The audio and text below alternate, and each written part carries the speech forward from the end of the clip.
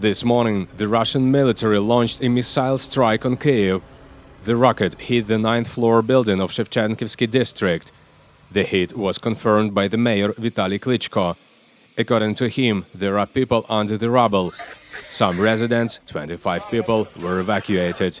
Previously, 6 people were injured, 4 are hospitalized. Rescue operations have been carried out at the site of the explosion. According to the SCS, 7th, 8th and 9th floors of the residential building were partially destroyed. Victims are being assisted. Those who are in the hospital are in stable condition. Doctors say there is no critical threat to their lives.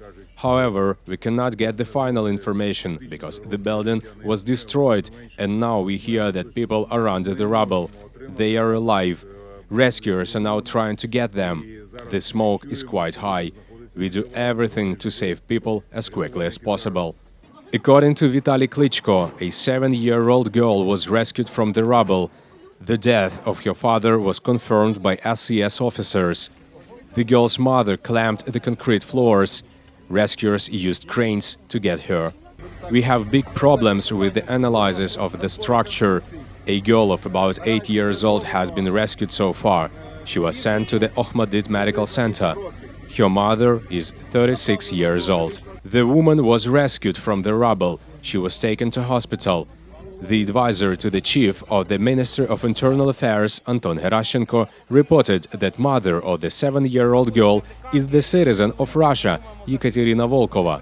According to him, another Russian missile hit a kindergarten. Yuri Ignat, a spokesman for the Armed Forces Air Force Command, said that Kyiv had been fired at from Tu-95 and Tu-160 planes with X-101 missiles that could fly a distance of up to 5,500 kilometers. The bombers took off from Astrakhan. Missiles were launched over the Caspian Sea. Currently, the Russian army has launched 2 missile strikes on the territory of Rivne region. Civilian infrastructure facilities were damaged. There are dead and injured. Behind me are the consequences of missile strikes on the city of Sarny, Rivne region. 2 missiles hit civilian infrastructure, a service station with a car wash and another car repair complex. According to preliminary data, 3 people killed, 4 got injuries and now are in hospital, 2 of them in serious condition. There may still be people under the rubble, so the work continues. SES and representatives of the law enforcement agencies are at the scene. Later, Sarny Mayor Ruslan Serpeninov said that death toll had risen to 4, 7 are injured. It is known that 2 people are in critical condition and undergoing intensive care. After the investigation is completed, the blockages will be dismantled and removed, the mayor said. Dmytro Zhevitsky, the head of the Sumy Regional Military Administration, said that the current day 2 Russian helicopters fired 6 missiles at one of the villages of the Krasnopil community without crossing the Ukrainian border. The attack resulted in the destruction of civilian infrastructure. In particular, the hospital, the House of Culture, the library and the school were damaged. Also, according to Zhevitsky, the enemy dropped 2 rounds of ammunition from the drone. There are no human casualties. The head of the Kharkiv Regional Military Administration, Oleg Sinehubov, said that the Russians had been shelling the city again this day. In particular, Nemishlyane and Holodnohirsky districts were affected. As a result of the shelling, balconies of high-rise buildings, cars and garages were on fire. 2 Kharkiv residents were taken to hospitals with injuries. Also, 1 medical institution came under Russian fire this day. The roof, technical floor and one of the operating rooms were damaged. No one was injured. The current day, an advisor to the mayor of Mariupol, Petro Andrushenko, said that a large library of Ukrainian literature named after Vasil Stus had been confiscated and burned down in the churchyard of the Petromohila Ukrainian Orthodox Church. These books were collected by volunteers and philanthropists. According to Petro Andrushenko, the library contained several unique copies of Ukrainian-language publications, which are now lost forever.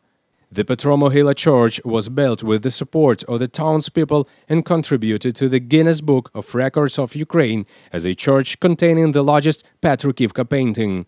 Now the occupiers are deciding whether to demolish or reform the church into the Moscow Patriarchate.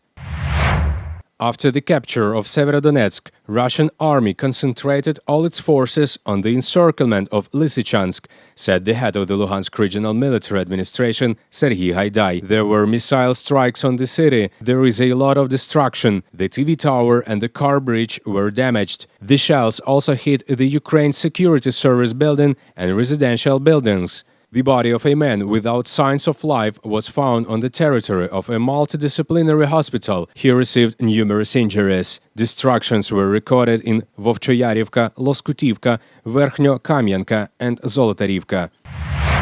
Currently, 13 residents, including 3 children, were evacuated from Lysychansk, Luhansk region. The chairman of the Luhansk OVA, Serhiy Haidai, reported about it. The man was killed. They decided to leave. They did not leave because they thought he would be taken away to serve. They decided to go on the day of the murder. Volunteers, rescuers and Luhansk police were involved in the evacuation operation. Currently, all Lysichansk residents are in the city of Dnipro. Then they will be sent to western Ukraine. We will go to my daughter because it's scary. Because we want Ukraine, we don't want anything more. I want Ukraine. Beat them here, please, so that we can return home.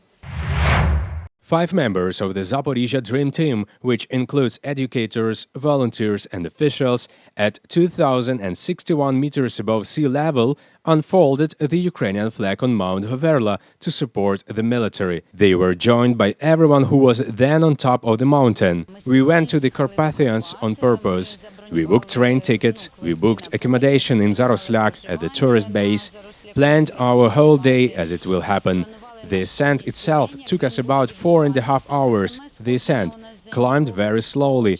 We had time and the weather was good. The fabric was purchased and the flag was sewn at a volunteer center in Vilnohirsk.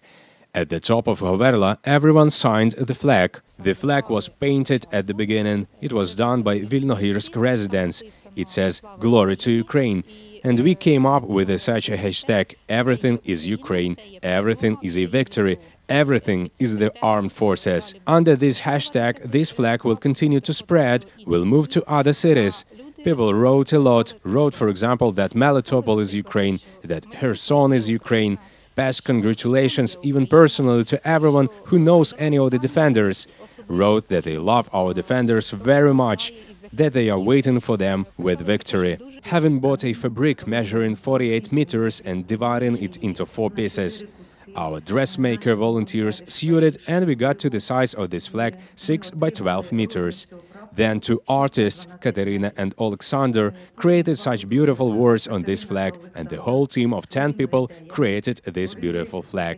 To support the defenders of Ukraine, the flag was signed by about 40 athletes and coaches of the Greco-Roman wrestling team of Ukraine, who are currently preparing for the World Cup near Riverla. In general, the Ukrainian flag has been unfolded and signed 3 times already on the top of Riverla, on the territory of the sports base, and in Lviv, where it was consecrated. We believe that this flag of ours will fly all over Ukraine and in every settlement. As our armed forces will liberate, this flag will fly over every school that will be opened. The Ukrainian flag will be transferred from Lviv to Rivne, and the last time it is planned to be unfurled in the liberated Crimea.